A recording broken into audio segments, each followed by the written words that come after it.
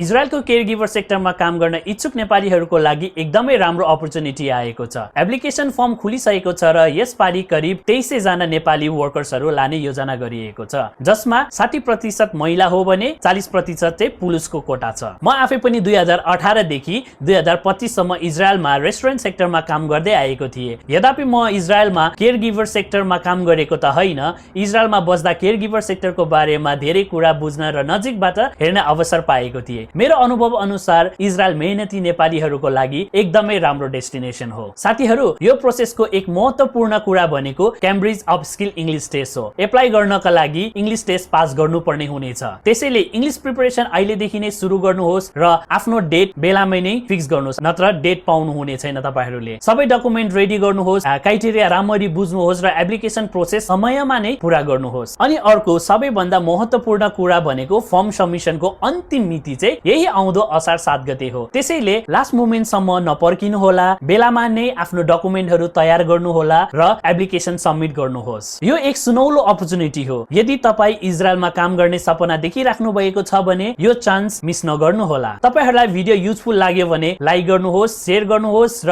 दर्शन नमस्ते 09 च्यानललाई सब्स्क्राइब गर्न पनि नबिर्सिनु होला। बेस्ट अफ लक सबैजनालाई। धन्यवाद। लिद्राओते कुलाम।